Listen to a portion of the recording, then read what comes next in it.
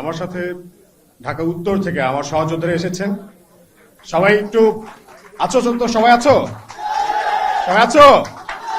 আচ্ছা, আমার সাথে আমাদের সহযোদ্ধারাও আজকে এনসিপিতে, আমাদের ইনসাফের সহযোদ্ধারা এনসিপিতে যুক্ত হচ্ছেন। আমি তাদেরকে অভিনন্দন জানাই, আমার সাথেই তারা অংশগ্রহণ করেছেন।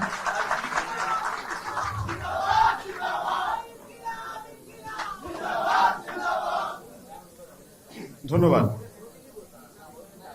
আজকে বাংলাদেশের বর্তমান যে সময়টা আমরা আছি, দেশের এমন সময় আমি যুক্ত হয়েছি নাগরিক পার্টিতে যে দেশের এখন ঠিক আবার ক্রান্তিকালের মধ্যে প্রবেশ করেছে, যেখানে আমাদের নির্বাচনের পরে একটা ডেমোক্রেটিক ওয়ার্ডারের মধ্যে বাংলাদেশে প্রবেশ করার কথা। সেখানে আমরা দেখছি যে বাংলাদেশের বর্তমান যে সরকার মাত্র 2.5 মাস হলো গঠন হয়েছে, তার মধ্যেই তারা উল্টো পথে হাঁটা শুরু করেছে, ঠিক যেমন শেখ হাসিনা হেঁটে গেছে।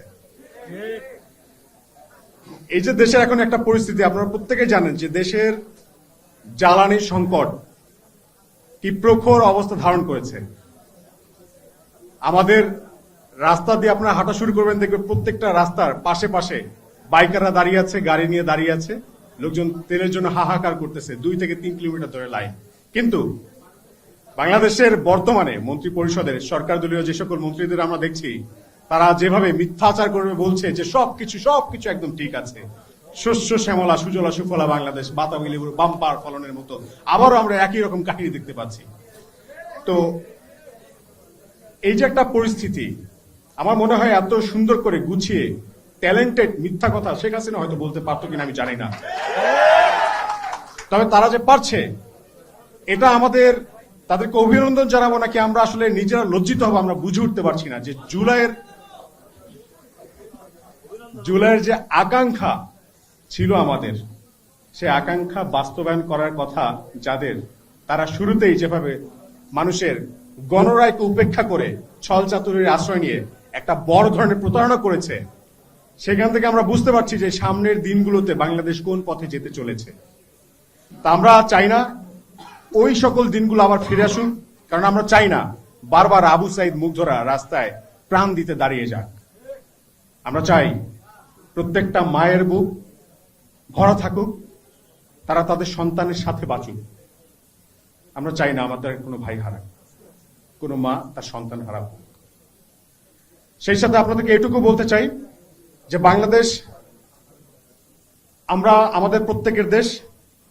আমরা মনে করি, আমি মানে বাংলাদেশ, আমরা যদি সবাই সবাইকে নিজেকে দক্ষ করে তৈরি করি এবং আমরা যদি সবাই সচেতন হই, একসময় সারা বাংলাদেশ একটা সুন্দর রাষ্ট্রে পরিণত হবে। তা আমরা সেই সুন্দর রাষ্ট্র বিনিময়ের জন্য আমরা সবাই একজোট হওয়া শুরু করেছি। আমরা মনে করছি এই তারুণ্যের শক্তি, জুলাইয়ের শক্তি, আমরা এক এক করে সবাই যখন এক প্ল্যাটফর্মে এসে দাঁড়াবো, তখন যদি কেউ ফ্যাসিবাদ আবার কায়েম করতে চায়, আমরা তাদের লেজ ধরে আবার টেনে পিছনে নিয়ে আসবো, যেভাবে শেখ হাসিনা।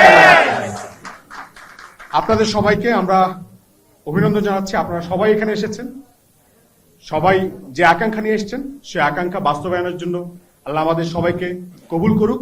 আমরা বিশ্বাস করি আজাদির লড়াই থেমে যায়নি। আমরা দুঃশাসন থেকে বাংলাদেশের মানুষকে মুক্ত করে ছাড়বো ইনশাআল্লাহ, এবং ইনসাফের পথে আমরা যেহেতু নেমে গেছি, ইনসাফ প্রতিষ্ঠা এই লড়াইয়ে আমরা জিতবো ইনশাআল্লাহ। ইনকিলাব ইনকিলাব ইনকিলাব ইনকিলাব ইনকিলাব ইনকিলাব। আসসালামু আলাইকুম।